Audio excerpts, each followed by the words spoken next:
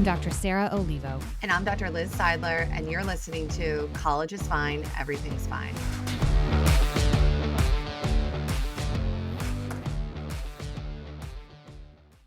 All right, we are so excited to see these two. You guys can't see them potentially because this is a podcast. We got two lovebirds sitting here. They're joining us from one microphone. No, but just kidding. They're a pair, but they're actually a parenting pair. They're two psychologists with so much advice to give. We have Dr. Annalise Karen and Dr. Suzanne Allen, clinical psychologists, and I'll let them introduce themselves, but I will say this: you're in for having two of the probably most sought after clinical minds in this topic nationally, definitely in the New York area. So listen in, and you are welcome in advance. But do you guys want to introduce yourself now that I've embarrassed you? Wow. You national treasures you?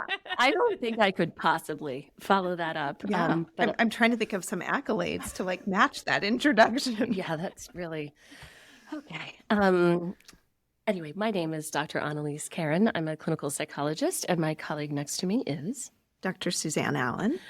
We are both clinical psychologists that treat children, adolescents, and adults. We both practice a number of empirically supported treatments like cognitive behavioral therapy and dialectical behavior therapy.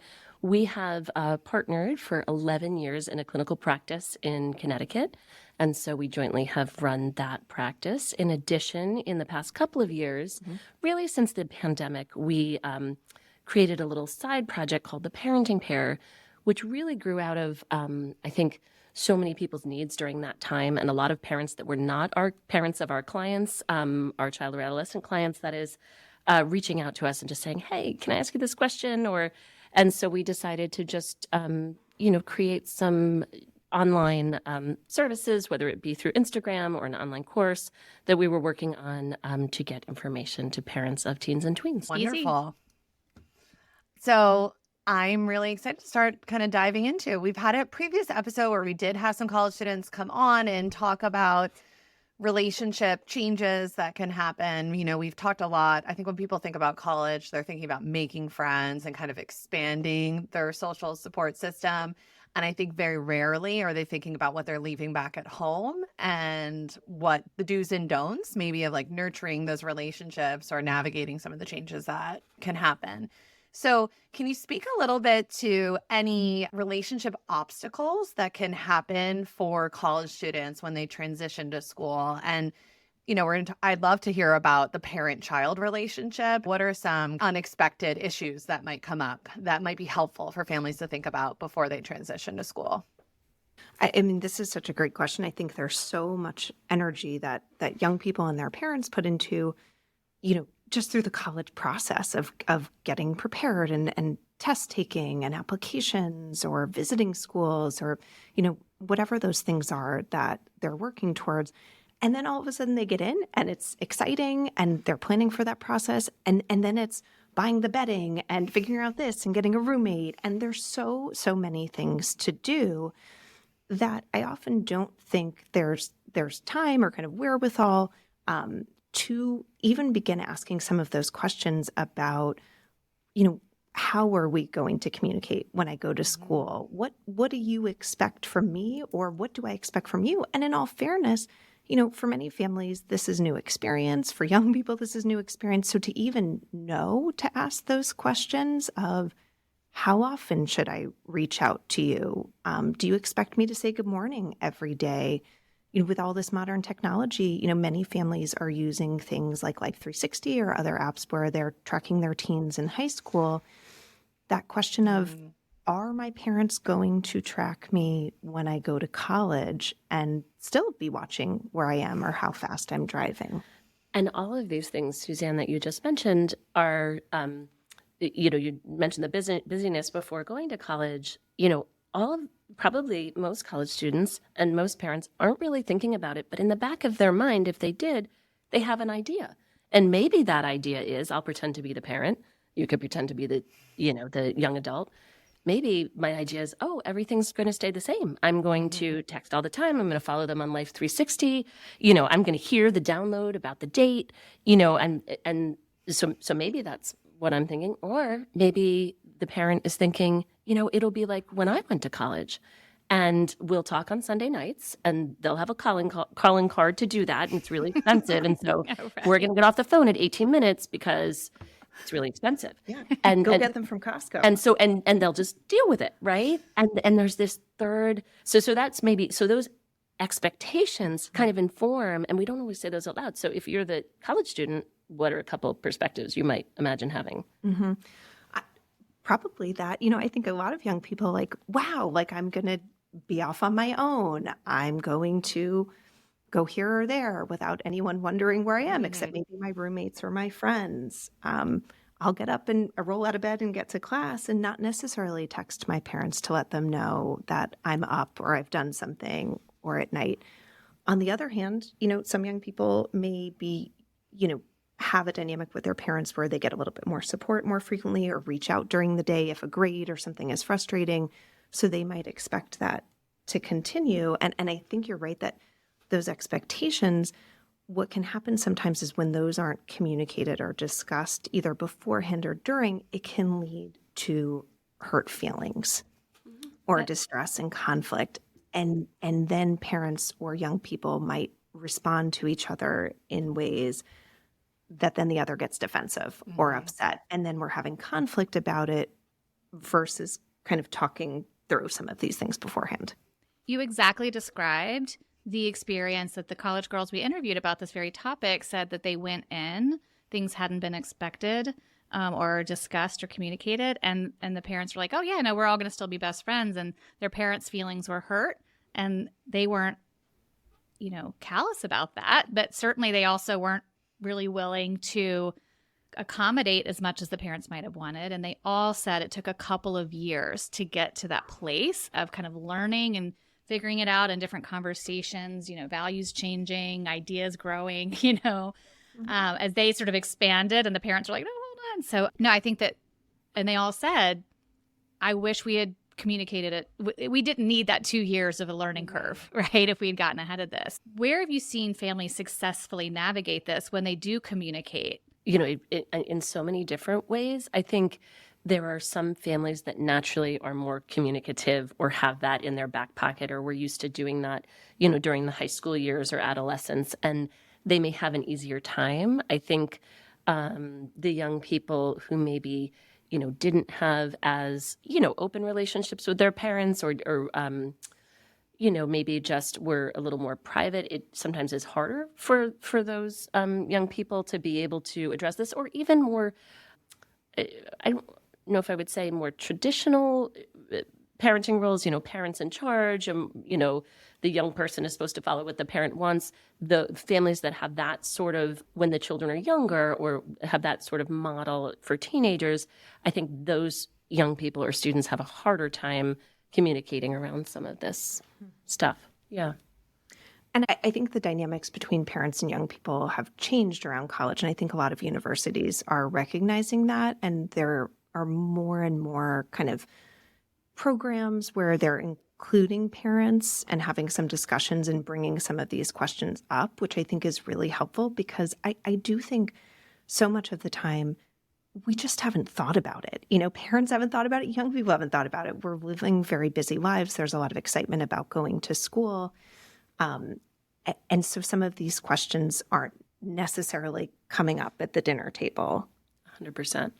100%. And I think the ability to communicate as frequently. If I think about, you just said it yourself, you mentioned a calling card, which for our listeners, that's a card you used to have to buy in order to make long distance calls. All right.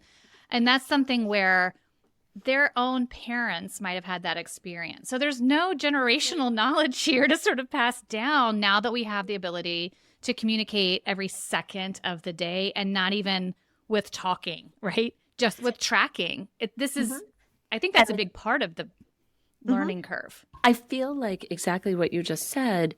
It's like there's three people in the relationship now. There's the college student and the parent or parents, and then the technology. And for a lot of us, in the parenting role, we didn't have that. We just had the college student and the parents and maybe a phone call once a week. Or if we were struggling or sick, maybe it was more phone calls. But now everything's shifted. And I think generationally this happens. I think for people going to, I'll make it up, say young women going to college, more women were going to college, let's say in the 1960s or whatever, and 1970s. And I know in that era, parents might be saying, oh, women don't usually go to college. Are you sure you want to do this? Or maybe, do you want to go down this line, which would be an absolutely fine line to go, but a person might have a different view and say, no, I would prefer not to go on this career path of being a teacher, a nurse, or what it was typically accepted at that time. I'd like to maybe study anthropology. And that would be very, difficult, but it was still navigating between two people with different perspectives, as opposed to two people with different perspectives and the technology and almost the ability for your parent to be with you at all times. Mm-hmm. And that's really different. Yeah. For that autonomy, growth, and decision making. And it becomes a habit, and often we're just not thinking about what that habit leads to. And I think a lot of times with the technology, it's really bringing up that question for ourselves and with other people of just because you can, right, is it a good idea? Or what are the consequences of this? And so just because we can see if our young person is back in their dorm at night or they're still out at 2 a.m., in the short term or in the moment, that might feel very good and reassuring. In the long term, in terms of a young person being able to make decisions for themselves, to live their life in accordance with how they want to live it or their own choices, is that in the long term something we should be doing? I think you said that it's reassuring when reassuring behaviors are happening, right? So it becomes a bit of a cycle where they feel reassured, but then what happens if something occurs and they aren't as reassured? Well, they might not be able to help in the same way. So I think it's almost a false sense of safety too at times that can lead to lack of discussion about, hey, what happens or what are you going to do if you get in a dangerous situation?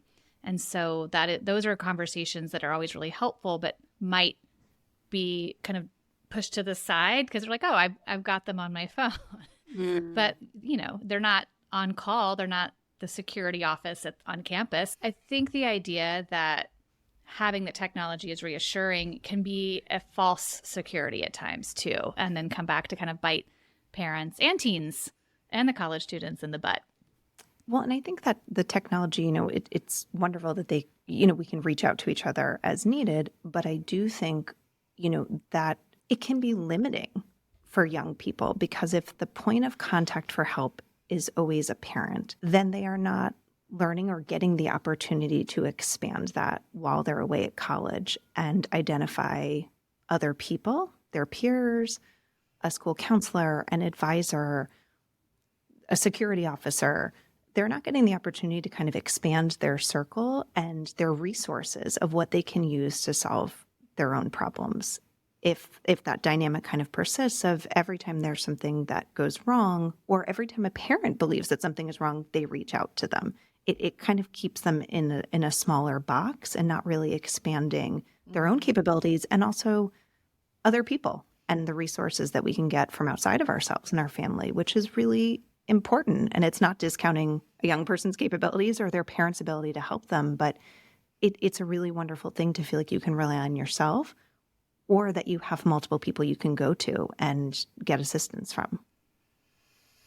When you guys are talking about this, and we've talked a lot about dialectics and a lot of our episodes, I think about the dialectic between autonomy and dependency. And both, I think there's expectations of what college will look like, both from the college student as well as the parent in terms of that dialectic. And I think a lot of times we're thinking that a lot of young adults want autonomy, right? Like free autonomy, like I don't want any contact. I will say there's a lot of people in my practice that are also in the other direction where they're taking pictures of their food ahead of time to kind of, is this a nutritious meal enough for me? Or so there's definitely college students that maybe fall on the other side of dependency. So, and I think it's hard for parents and college students to know when am I balancing this? Like, when am I actually in a place where I'm being independent and it's developmentally normative, as well as have some scaffolding as I move through this period of life? So can you speak to that a little bit? Like, how would a college student know, like, that they really are in a balanced place, and or maybe sometimes the best way to know this is when they're not. So any like examples that you've kind of seen, and how can families help find the balance? I think that's the challenge, and I think it's very different for different students because young people go to college at all sort of different developmental stages and different life experiences. And there are some people who've had to be very independent from a very young age. And maybe they're the first person in their family to go to college, and they, may or may not, their family member may not have been to college and might not know the answers to some of the questions. And there may be other people, other young people going who, just have other concerns that might make them rely on their parents a lot through high school. So that needs to be more scaffolded through. So I think it's first statement is I think it's a very individual process. But I wanted to say just two things. One, you started by talking about the parent and sort of the young person, the teenager, late teenager, really wanting to just go and be independent. And I want to just sort of chime in for the parents for a moment here, because that's really hard. And I think sometimes college students have that idea, and then they get there and they realize, oh, no, I actually need more support than I thought. Or they might just go into older habits of relying on mom or dad, or family friend or caregiver, whomever. And that's pretty confusing because they said, oh, I want to go and be independent. But then suddenly, and they want independence, on Friday night and when their friends happen to be in their bedroom and when they're, out on a date or whatever. But then, when they run out of hangers, it's like, oh, I should call mom. I wonder if she could like Amazon those to me. That's confusing to mom because it's like, oh, wow, if I can like send the hangers, and she called me like twice today, maybe I can call her again. But so I just want to just acknowledge that that's a real challenge to work out. But to your question, I think it's a little bit for the college student about reflecting before they before they make the decision to reach out to mom or dad. Like, is this something, I can handle on my own, or do I really need help? And if I need that help, is the best person mom or dad? And sometimes it really is. Sometimes they are absolutely the one that, you get sick and am I allergic to this medication? I got to ask mom or dad. You know what? They really know what helps me when I get migraines and I forget. That's mom or dad. But maybe the hanger issue, hey, has anyone gotten hangers? Or maybe some concern with a roommate. Maybe you run it by mom and dad, but maybe you ask the resident advisor first. So it's like, it's sort of reflecting a little bit. Yeah, I love that you brought up the parent perspective, and that's the reason we wanted to have you here, is to acknowledge that side of it, which is that as everyone's going through this, there's a lot of, my guess is if you're listening to this episode, there's probably some emotion involved, either worry about what's coming or you're in it and you're trying to figure it out. And it's not as if, our message is like, parents, just let your child be free and stop worrying about it. It is really a learning curve in all the ways. Like there's some, I like to think of like pain of growth through going through this next chapter.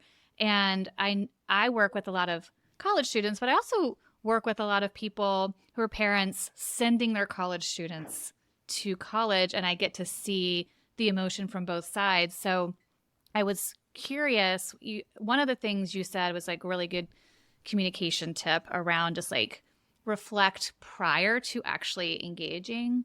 I also am going to make a big leap. I'm assuming if you're listening to this episode, it means you care about this relationship, and that if you're a college student, you're trying to figure this out. And if you're a parent, you're trying to say something, we want to get ahead of, make sure that there's a closeness there. So what do you think is a way to, it might be communication, it might be something else, to have a strength of a relationship, to kind of keep that line going, whether it's perfectly figured out, that balance, or not? I think working on both ends, like you both do with young people and also with parents, I often start with a lot of validation of how difficult this is to navigate this. And I like to start oftentimes with helping with a communication skill, because I find that for both kids and parents, it helps them really think through their own concerns and how they're feeling about it and what they would like to see happen. So very often I'll use the dear from Dear Man to help a parent or a young person kind of describe the situation, to express how they feel about it, to assert or kind of ask what they would want from a parent. And then we get to that R part that's kind of reinforcing. And sometimes that reinforcement is, because I'll be happy with you and then I'll stop yelling at you every time you call me.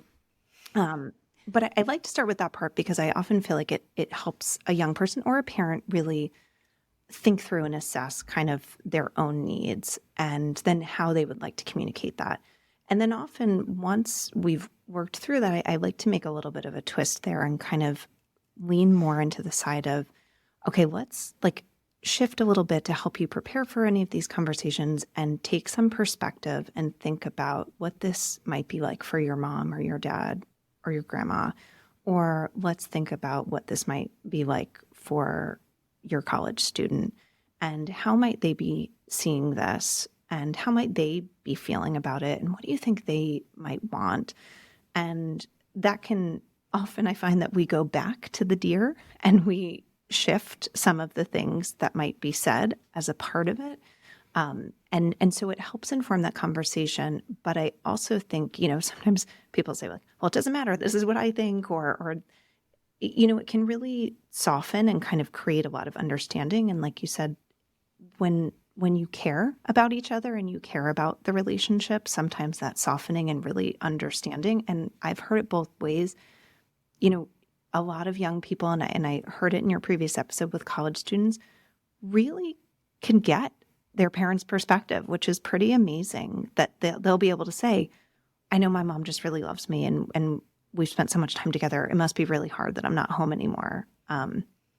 Often people in these relationships, family members are really able to see it. And then it helps bring down some of the anger, frustration that often can go into these conversations and really helps open the door to it versus it being kind of a defensive back and forth and most often a texting war between family members. A texting war, I like that. What you just stated, though, if I could just add one thing to that, because I agree, Suzanne, with how you laid that out, because it's something that comes up so frequently. But a sort of skill that sometimes I find helpful after you've thought through what your own perspective is and what the other person's perspective is, just to keep in mind, it's a skill from interpersonal psychotherapy, and you just made me think of it by the perspective taking and what's that other person thinking, and it's just this very simple idea: give to get. And so I talk about this with teenagers a lot, young adults. I also talk about it with parents, but really it's taking what you just laid out, right? And the giving is just starting in any communication with acknowledging what that other person's point of view is or what you think that other person's point of view is. I imagine, Mom, it must be hard that I'm, not home and I'm guessing that you probably text me a lot through the day because we texted a lot through the day before and through, when I was at home. And this, I imagine it's sort of out of habit or that, you, whatever, it's just natural for you to do. What you might not realize is that sometimes I get those texts when I'm in class and it stresses me out because I can't answer and then I'm busy and then I feel like I've upset you. So, but by starting with, I imagine that's because you miss me or we did that all the time in the past, it kind of softens what you're going to ask for. So to get what you want, to acknowledge the other person first and validate their feelings can just go a long way in these conversations. Oh, I love that. It made me think a little bit about a common, and where I'd like to go next, are kind of common parenting mistakes that I think parents might make. And I say mistakes, I want to be really clear, I am a parent and I am very fallible. And so when I say it's a mistake, it means it's kind of a rupture might happen in the relationship, maybe based upon how a parent responds or acts.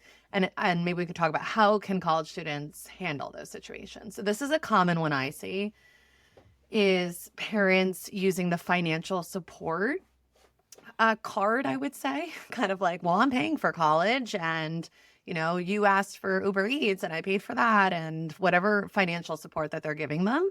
And using that as a way to either be angry at the child for not communicating enough or sharing enough details. And I was talking to a college student this week about this, that, one strategy I have, and then I would love to hear others, is trying to understand where that's coming from. Like, I really don't even think it's about the money, actually, that it usually is related to either potentially sadness, like you actually only call me for money, right? And I miss our relationship, what it used to look like. Or anxiety, potentially, that this is a way to kind of over control when a parent might feel like they have no control. And I try to explain to young adults about like a relationship savings account. It was so easy in high school. You gave mom a hug, a kiss on the cheek, you deposit a positive emotion, right? You ate dinner with them, you went to the store, but now you have to like work a little bit harder. Yeah, you have to plan it. Right. Those little micro moments aren't there. Right. And so that's one thing I feel like college students can kind of understand a little bit more, potentially the function of why their parents might pull, let's say in this case, the financial card, and work on maybe depositing more, positive interactions from afar. What other kind of parenting or like kind of complaints that we hear from college students about their parents when they're in college? And then maybe we could talk about how they can tackle that. So it's interesting in my mind, just as you asked that question, it kind of goes into two buckets in my mind. One bucket are the longstanding dynamics that are in relationships, so sometimes, and this could be, it could be, this is a little judgmental word, but like over-involvement of mom, and that's always been the case, and she's always, asking a lot of questions that maybe felt like too much, and that's a personality style, and maybe something she's tried to work on, but it's hard for that to change, and that's longstanding been there. Or issues around food are coming to mind. Sometimes there are dynamics in families around, eating or eating concerns, and those dynamics, come with. So these sort of patterns in relationships don't stop because you go to college. And then there's a different bucket that feels a little bit different, that's more transitory or adjustment wise to, wow, our role has really changed. Our relationship has changed. My financial payment, has changed. Whatever it may be in this moment, and how can we navigate that? And those feel like two very different things. So there's the more longstanding issues, but that might be things that have been playing out for a while. I think in the more transitory or adjustment related issues, it's that college students might report that their parents do is either kind of two ends of the spectrum, either asking too many questions, wanting to be too involved, wanting to know or feeling they have the right to know things, wanting to know the grades as soon as they get them, or even wanting to know the grades at all. And some of these things, need to be discussed and negotiated. And I really, again, want to sort of shout out to the parents here. This is hard and it's experiential, and we're on this podcast and it's easy to lay out all of these concerns. But really, it's also okay if you didn't talk about it before and you bump up against it, that these things that we can sort of navigate it and problem solve it in the moment. Both Suzanne and I have juniors in high school right now, which is a big year.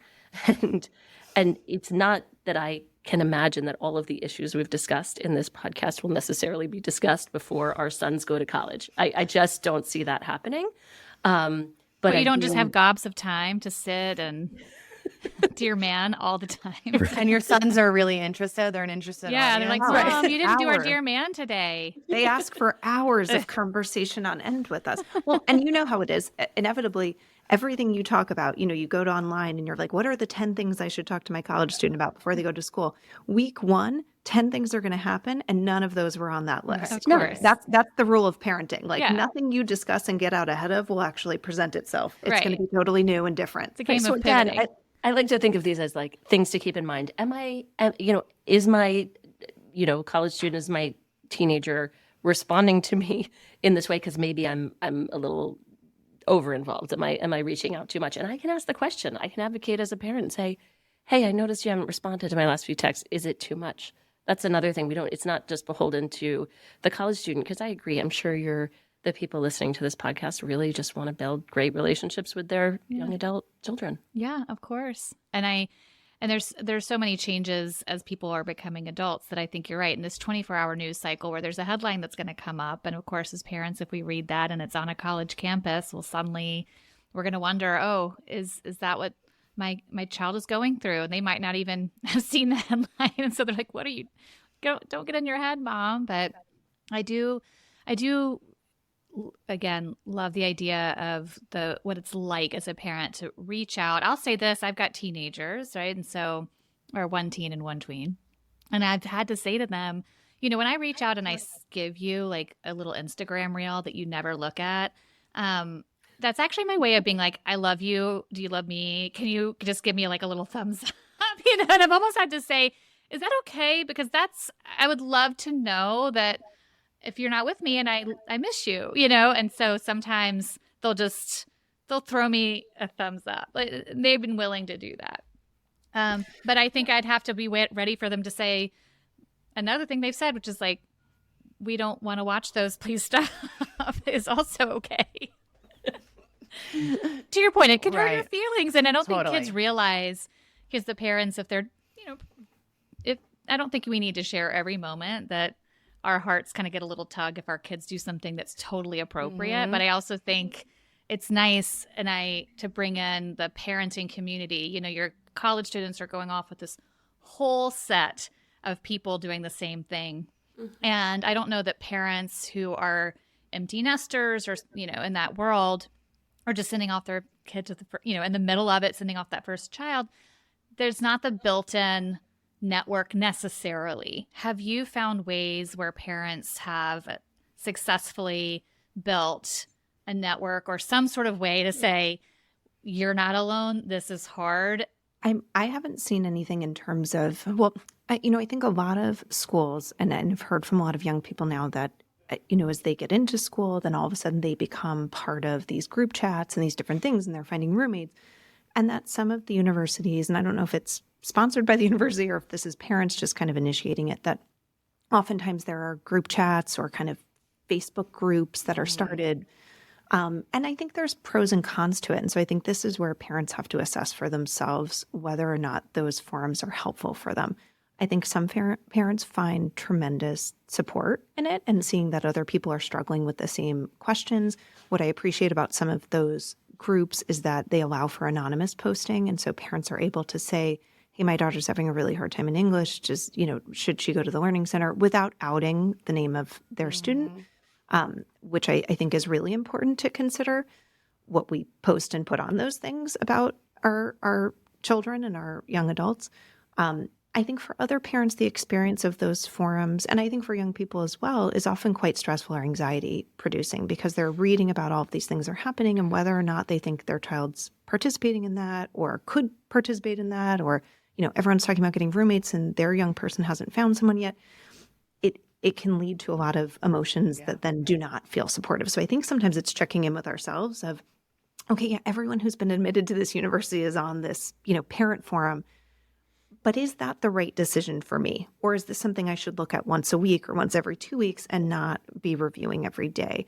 In general, I find, when parents are fortunate enough to know other people that have had kids go to college around the same time, or that sometimes those just in your own community, or, even your high school friends who you all had kids at the same age and now they live across the country.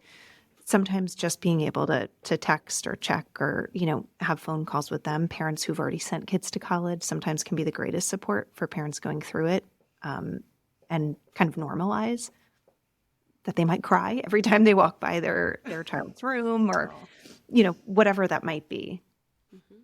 And you bring up the forums that the colleges themselves offer or parent groups offer through them.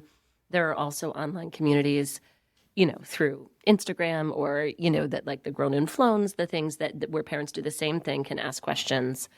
So there are many ways to get information, but you're right, it can lead, just like it happens with the young people themselves, sometimes parents to make comparisons or why isn't my child experiencing that, or they didn't decide to rush and what does that mean in it? So it can create anxiety. So again, like you said, it's reflecting on, is this helpful for me? and if it is, great. And if this isn't helpful for me or only is helpful for me sometimes, then that's good to know about yourself as well. Well, guys, this has been wonderful. I mean, I hope everyone has left with, feeling like they have some guidance on how to navigate this change more successfully and hopefully, have less growing pains to see what I ultimately do see with families I work with. It's such a beautiful phase of life to have a relationship with a young adult. And I know we're talking about a lot of the struggles. But I really think most families kind of come out of, admiring the growth that happens during the college years. And I think a lot of college students see their parents in a different light as they enter into young adulthood. And what a beautiful thing that is. So, Suzanne and Annalise, how can they find you, our listeners, if they're interested in any of the work that you're doing? We'll definitely share this in our show notes. But I mean, you guys are doing stuff, right? Where are you? We're doing stuff. Well, right now we're in the library together. When we're not in the library, Hitting the books. When we're not in the library together, we do have a private practice in Westport, Connecticut called CBT Westport. We also have, some online information under the hashtag the parenting pair. So on Instagram, it's at the parenting pair. If you'd like, we talk largely there about parenting issues related to teens and tweens, but that does include college students. So there's that resource as well. Do they get to hear your soothing voices? I know on you Instagram? guys have good voices. That's so nice. I hate listening to my own voice. I think that's some sort of occupational hazard, maybe just because I have to listen to myself talking all the time. Yeah. Yeah, in my job. Now you guys have a potential side hustle and just creating some really nice like a mindfulness meditation. tapes. Yeah, I see it. Mine's a little too raspy for that. Okay, thank you guys so much. Thank you. You're welcome. Thank you.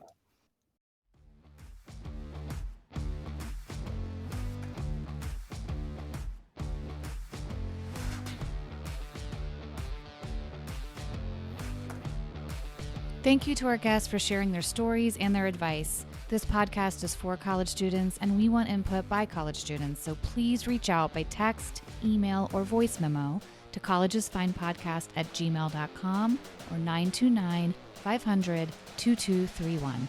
Tell us your story, give us tips on topics you'd like to hear, or give us feedback about an episode. Follow us on TikTok and Instagram at College is Fine Podcast for episode announcements and resources. And last but not least, if you enjoyed today's episode, please subscribe to the podcast. Every hit of that plus button helps us keep going.